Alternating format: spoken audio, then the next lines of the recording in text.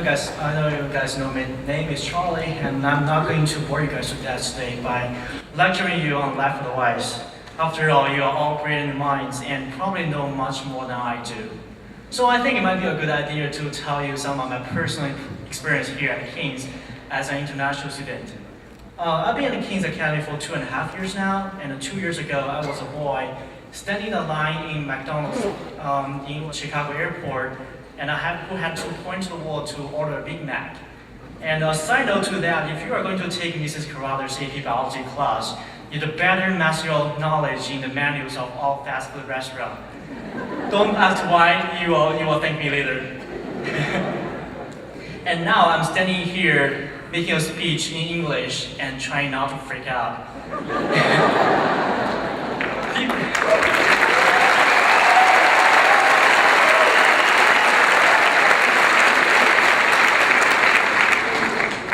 People often ask me why I chose to leave my home to come all the way to America. To be honest, I've been asking myself the same question for a long time. What in the world make a 15-year-old to hopping on an airplane for 30 hours to come literally to the other side of the world, which I have no idea about, but a little bit idea based on the knowledge I learned from Netflix and Hollywood. By the way, I'm not sure if that's a good idea to have a first impression of a country based on House of Cards and Breaking Bad. Just saying.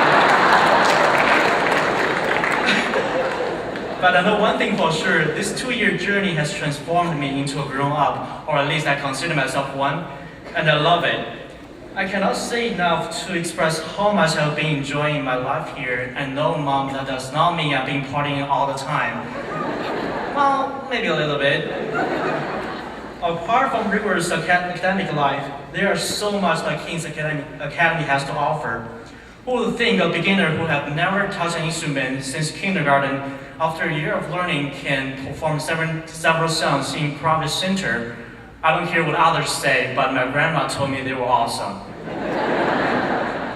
And who would imagine I can fly an airplane over Mar-a-Lago by myself before I'm even allowed to touch a steering wheel of a car?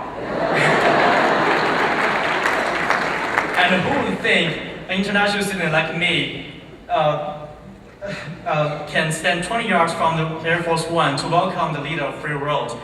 King staff, you guys lit. The time I've spent here with the King's family is really priceless. From homecoming, Victorian Tea Party to senior retreat and senior trip, there are so many treasures in the memory that one shall carefully preserve in their memory vault. Even some of the most embarrassing moments, such as forgetting your phone in your bathing suit and snorkeling with it, like I did in the first day of my senior trip, which I totally blame the jet lag, will be a pearl in my memory palace. If I can, I would love to stay in high school for another year. Right, Mr. Mario? I feel comfortable saying that I truly learned the beauty of the different cultures here at the King's. The King's Academy has done an exceptionally good job with bringing multicultural elements into campus, which allowed me to get to know people literally from all over the world. It's so easy for us to get stuck into the in-group bias, assuming what other countries are like, instead of actually experiencing it. So I'm so blessed to have the opportunity here over the course of my time at King's Academy to know cultures through the lens of people who actually grew up in them. And I'm so thankful the international office has always been there whenever we need help. The diverse environment has really opened another window in my heart. Without even noticing, I started to consider problems from multiple perspectives, which I believe has something to do with my understanding of both Eastern and Western way of thinking. For the first time, I felt how narrow-minded or even ignorant I was before I tried to get out of my comfort zone. I know this might sound cliche, but it's really worth it to go explore the rest of the world. You go Lions.